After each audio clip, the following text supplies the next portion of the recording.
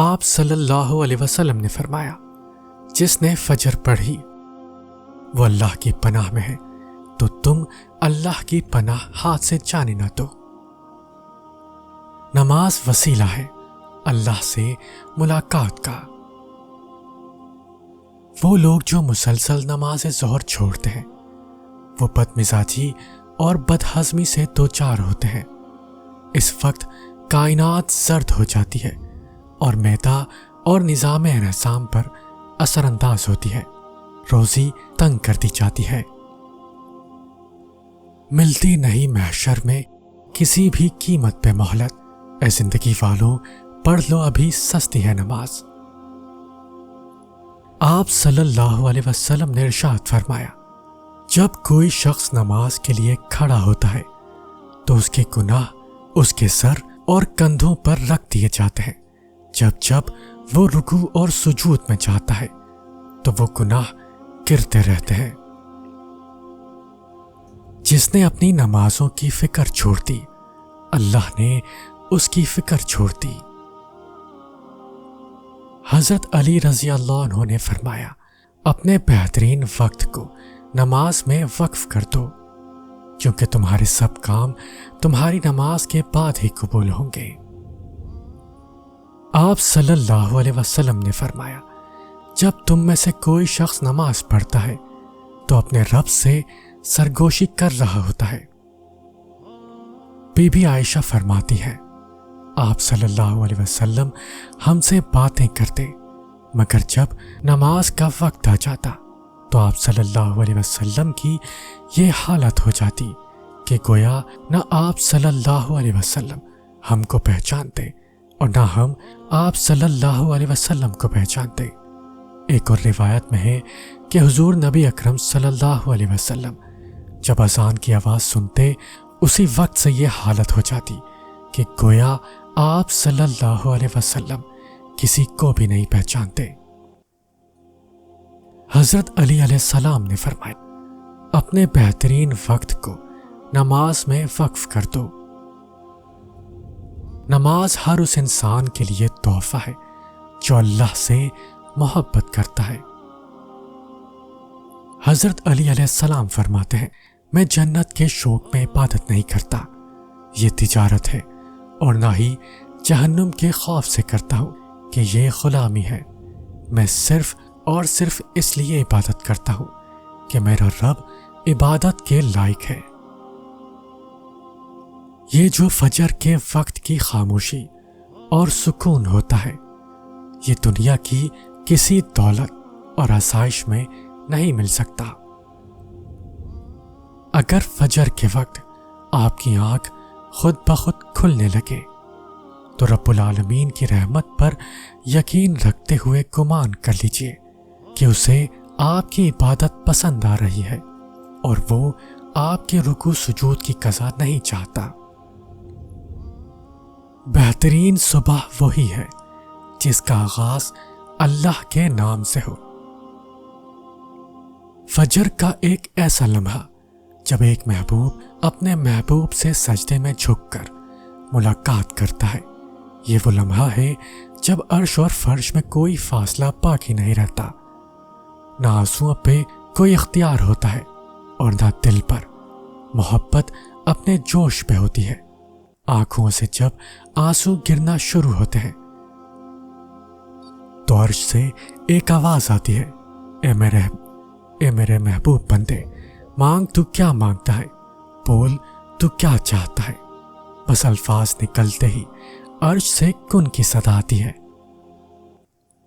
ہم نماز اور قرآن کے ذکر کی طرف خود نہیں جاتے، بلکہ ہمیں چن لیا جاتا ہے۔ نماز مٹی کے انسان کو سونا بنا دیتی ہے۔ آپ صلی اللہ علیہ وسلم نے فرمایا، میری آنکھوں کا نور نماز میں ہے۔ وقت فجر، یہ ٹھنڈی ہوائیں اور ہر طرف گونجتی ہوئی اذانیں، یہ سب اتنا حسین ہے تو جنت کتنی حسین ہوگی، اور تم اپنے پروردگار کی کون کون سی نعمتوں کو چھٹلاؤ گے۔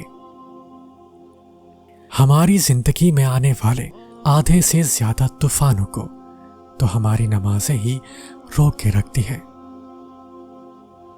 اللہ تعالیٰ کا ارشاد ہے، اور مجھے یاد کرنے کے لیے نماز قائم کرو۔ جب تم نماز کے لیے کھڑے ہوتے ہو تو سر سے آسمان تک رحمت الہی گھٹا بن کر چھا جاتی ہے۔ فرشتے تمہارے چہرے کی طرف جمع ہو جاتے ہیں۔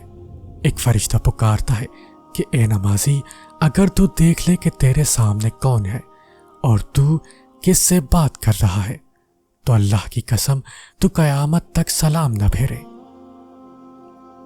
نماز فجر کے وقت سوتے رہنے سے معاشرتی ہم آہنگی پر اثر پڑتا ہے، کیونکہ اجسام کائنات کی نیلگی طاقت سے محروم ہو جاتے ہیں، رزق میں کمی اور بے برکتی آ جاتی ہے، چہرہ بے رونق ہو جاتا ہے۔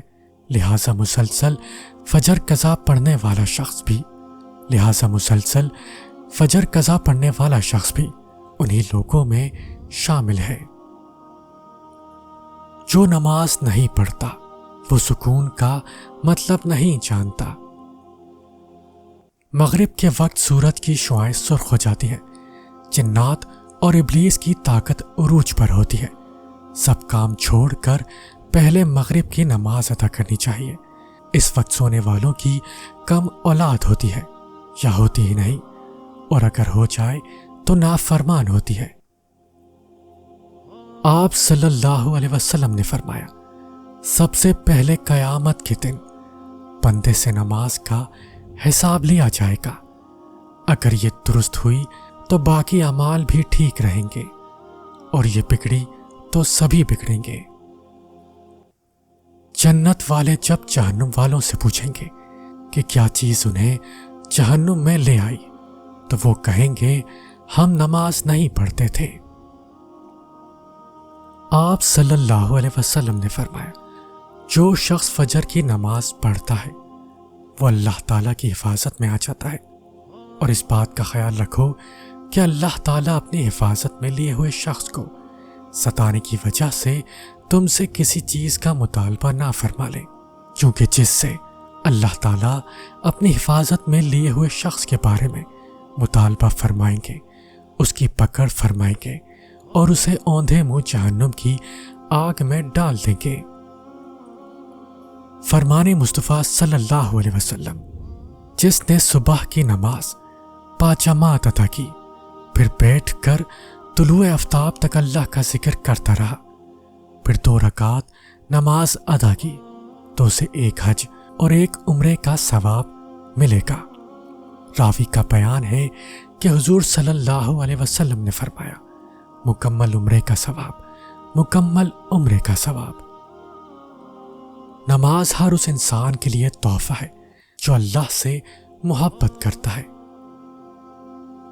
نماز عشاء چھوڑنے والے ہمیشہ پریشان رہتے ہیں، کائنات نیلگی ہو کر سیاہ ہو جاتی ہے اور ہمارے دماغ اور نظام اعصاب پر اثر کرتی ہے، نیند میں بے سکونی اور برے خواب آتے ہیں، جلد بڑھاپا آ جاتا ہے۔ فجر سے محبت رکھنے والوں کو اللہ خود نماز کے لیے اٹھنے کی ہمت دیتا ہے۔ جب بندہ کہتا ہے کہ ہاں نماز نیند سے بہتر ہے تو اللہ بھی اس کی نماز کو نیند سے بہتر بنا دیتا ہے۔ اکثر نماز اثر چھوڑنے والوں کی تخلیقی صلاحیتیں کم ہو جاتی ہیں، اور اثر کے وقت سونے والوں کا ذہن کند ہو جاتا ہے، اور اولاد بھی کند ذہن پیدا ہوتی ہے۔ کائنات اپنا رنگ بدل کر نارنجی ہو جاتی ہے، اور یہ پورے نظام تولید پر اثر انداز ہوتی ہے۔ سجدہ کر لیا ہے تو کیوں خدا سے ضد لگائے بیٹھے ہو؟ طریقہ بندگی ہے، سر سے پہلے دل کو جھکایا جاتا ہے۔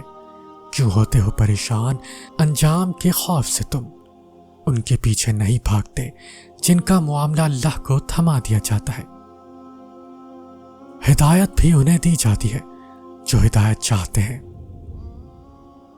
ہزاروں سوچیں الجھاتی ہیں مجھے، اور ایک سجدہ سلجھا دیتا ہے۔